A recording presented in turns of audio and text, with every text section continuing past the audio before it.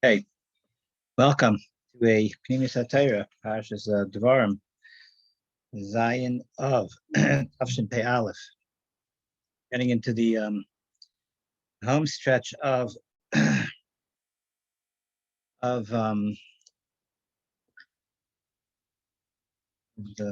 9 days, and Parshas Devorim really is as an introduction to Musa to Klal Yisrael, sort of talking to Klal Yisrael from Moshe Rabbeinu's perspective of where Klal Yisrael sort of misstepped, warning them on those missteps. You have Eicha Esa Levadi, Achachem Asachem V'Rivcha. Moshe Rabbeinu is miramis to Eicha. When Klal Yisrael is constantly machlekes, when Klal Yisrael is constantly not staying focused on their avodah, then they unfortunately Klal Yisrael needs galus.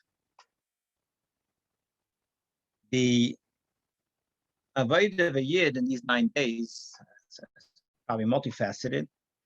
It's a zman of avelus, a zman of reflection, introspection, any type of words just to really look inside and recognize what we're missing because of the galus, and ultimately why we want to leave the galus, and why it's so important for us to get out of these galus. I was, used to be till a couple weeks ago, a person could really ask himself, like, what's wrong with the galus? I'm sitting comfortably on my balcony, the 15th floor of my condominium overlooking the Florida beach. And what's so bad about galus? It seems to be we're doing okay. Right? Imagine a person just closed on his beachfront home. He moves in all his belongings. He has his lounge chair set up. He has his pina colada glasses lined up, and all of a sudden here's a shofar blast. That would be like not now, right? Now, they say it from Rav Pam. I heard this. I think Rabbi Shor said this from Rav Pam. He says, "Why do we why is it so important to break a glass by a wedding, right? To remember the Churban." So he says, because everybody's mitzvah Yeshua.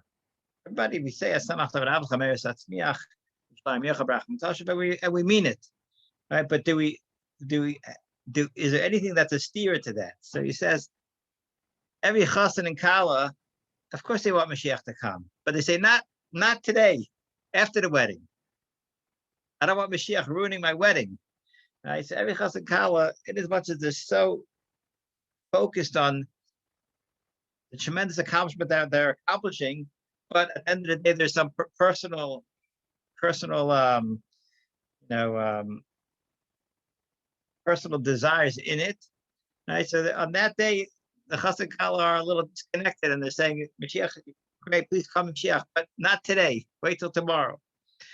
And that's not putting down chassan and kalas, but we could all picture that too. And when we're about to go on vacation, imagine Mashiach is going to come and ruin your vacation. So this is something that this time of year we have to really focus and realize Mashiach's not going to ruin anything.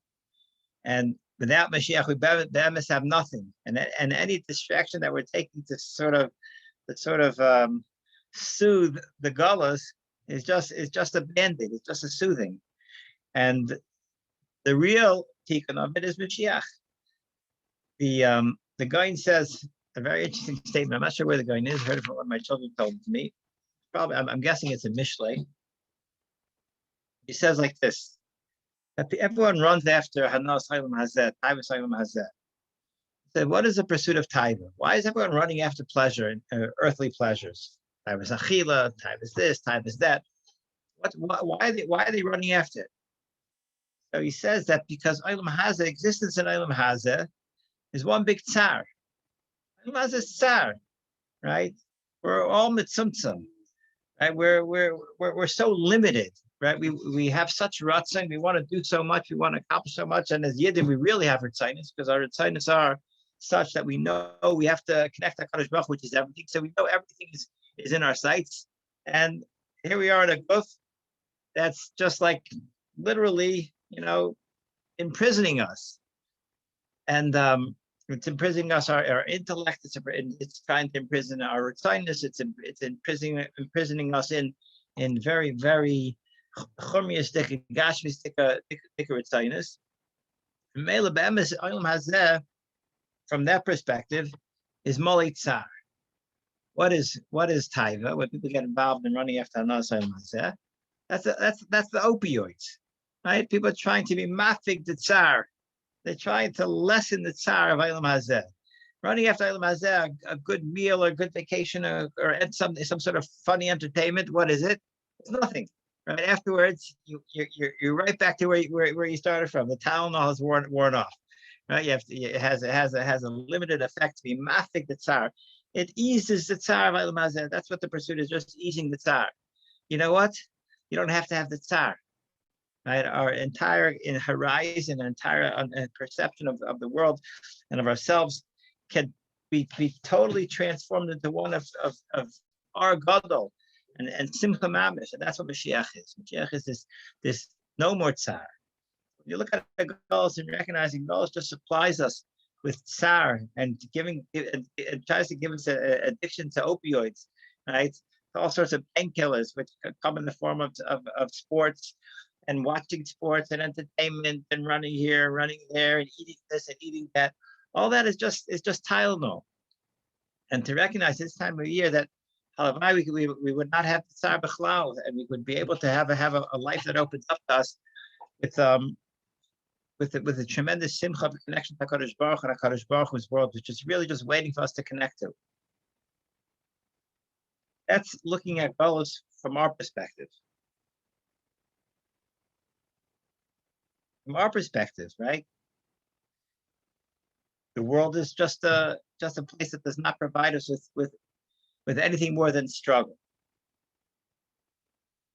However, from a HaKadosh Baruch Hu's perspective, which is another perspective we have to try to take on to really raise our perspective. A Yid's goal is really to view the world from a HaKadosh Baruch Hu's perspective, because our perspective is very small.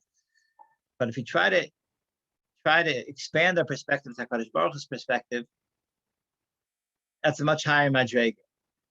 What is the madrega of HaKadosh Baruch Hu's perspective? From HaKadosh Baruch Hu's perspective, what is galus? Galus is that HaKadosh Baruch Hu kaviyochol is bitzar.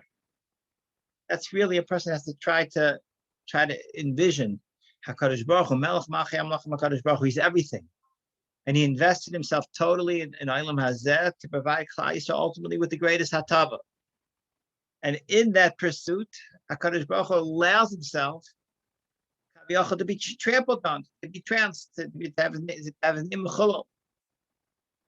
And when a person lives with that recognition in mind, and that's what drives his avodas Hashem. The avodas Hashem is driven because HaKadosh Baruch Hu, Avinu Avarachim, Melech Malchei Amlachim, who's everything, whose the entire world is just here to cater to us, and as he's trying to cater to us, to give us the ultimate type, HaKadosh Baruch Hu's covenant is being diminished. The whole world is denying HaKadosh Baruch Hu and the HaKadosh Baruch Hu and the Klal Yisrael, and this is what's known as Shchinta Begalusa.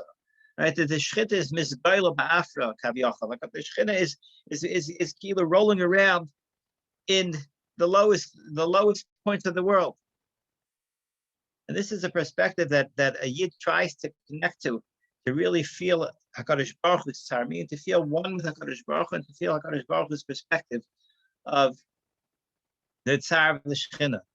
And when you connect on this level, all of a sudden the connection becomes much greater than yourself. And when a person reaches outside of themselves and grows to a madrega greater than themselves, this is the emes of growth. The Mishnah tells us, "Ein einem lispal el mitach kavod rosh," that davening, which is the greatest connection to HaKadosh Baruch Hu, greatest pure connection to Kadosh Baruch Hu. It's a mice of connecting to Kadosh Baruch Hu. Every mitzvah is a connection to Kadosh Baruch Hu, but davening is literally the mice mitzvah is to stand and connect to Kadosh Baruch Hu. And the spal only tech kavod reish. Kavod reish means with a seriousness. I saw the Imei he says a shot like this. What is kavod reish? What is a deeper kavod reish? Says when a person is standing to be mispal, he has to be mispal to Kadosh Baruch Hu and appreciate a Kadosh Baruch Hu's perspective. The Kadosh Baruch Hu's perspective is, like the Mishnah Sanhedrin tells us, Kalani Miraishi, Kalani Mizrai. That Kadosh Baruch Hu, when he sees a Yid is bitzar, what does Kadosh Baruch Hu says? He says, "Oy, Yidin are bitzar. My head hurts me, my arm hurts me. Kalani Miraishi, Kalani Mizrai." You have to have a Kadosh Baruch Hu's headache. You have to feel HaKadosh Baruch Hu. HaKadosh Baruch Hu says, "Kalani miraishi." That my head is in sorrow. Look at Klal Yisrael. Look at the world. Look at the cover of my Shechina. Kalani miraishi, Kalani mizraish. Ein l'spala el mitach kavod reish. Is being around to this idea. HaKadosh Baruch Hu's kavod reish.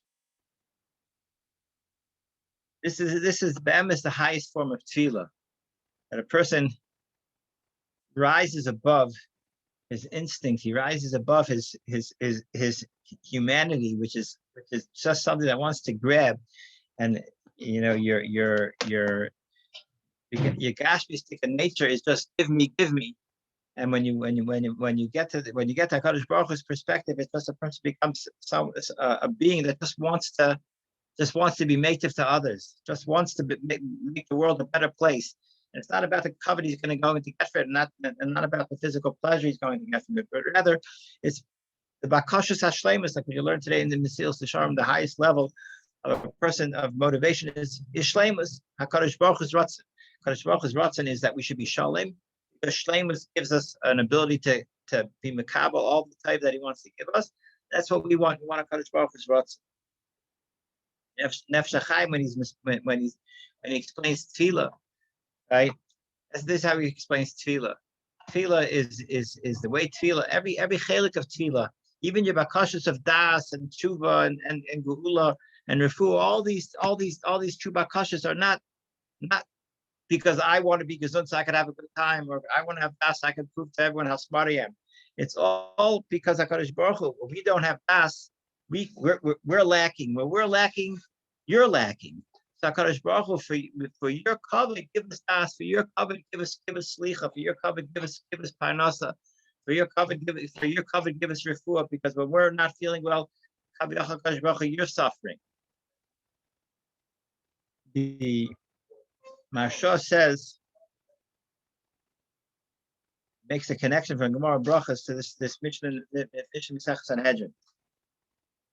Right, the Mishnah Sanhedrin says again that when HaKadosh Baruch Hu sees a Yid is bitzar, he says, Kalani miraishi, Kalani mizroi. My head and my arm hurt me. Zakta Maharsha, what's this Indian of his head and his arm? He says that the Gemara in Brachas tells us HaKadosh Baruch Hu is miniach tefillin. He has tefillin shareish, he has a tefillin shayat.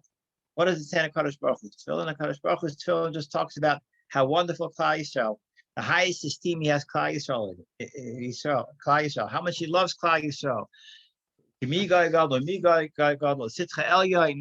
Right? And it's all the stuff that talk about there's nothing like Klal Yisrael. Klal Yisrael is everything, the whole tachlis. My Kadosh Baruch Hu's entire focus is only on Klal Yisrael and being made to the Klal Yisrael and appreciating Klal Yisrael's greatness. And this is what it says in HaKadosh Baruch Hu's tefillin, on his tefillin shayad, tefillin shareish. Zakta Maharsha, HaKadosh Baruch Hu's deep connection to Klal Yisrael is personified by his tefillin, his raya and his reish. Memela, when Klal Yisrael is bitzar, HaKadosh Baruch Hu says where this is personified in my connection to Klal Yisrael, in my makam atil, in my zraya, and in my reish, kalani miraishi, kalani mizrai. This is where HaKadosh Baruch Hu Kav Yochanan in his makam atil, he feels Klal Yisrael's tsar. When the Yid sits on Tisha B'Av on the floor, and he realizes I'm sitting on the floor with the Shechina, right? This is what we're doing. We're trying to take on HaKadosh Baruch Hu's perspective in the true perspective of HaKadosh Baruch Hu, and connect HaKadosh Baruch Hu in this deep perspective. And all of a sudden, the Avelos of Tisha B'Av, the 9 days, brings us to such a sense of closeness that we could appreciate what it means. Because with the connection that a person gets, it will be like Kilo a mashal, right? That a person, when Leilenu has a close chaver or family member that is sitting shiva, and the person they go and the Menachem Avel, and they sit down right next to them. There's a certain closeness that's felt at that point. There's a certain feel. There's a certain connection that can't be made in any other way. Like that connection, the bond that people feel towards each other, the achlis that people feel under such circumstances is a connection that can't be mimicked in any other way. And that's what Tisha B'Av is. Tisha B'Av is Kaviyachal Kadosh Baruch Hu is sitting on the floor, and he's being misabel on Yerushalayim and on his children Klal Yisrael that are in Galus. And we Klal Yisrael, we sit on the floor with HaKadosh Baruch Hu. We're not being misabel on ourselves. We're being misabel with HaKadosh Baruch Hu together.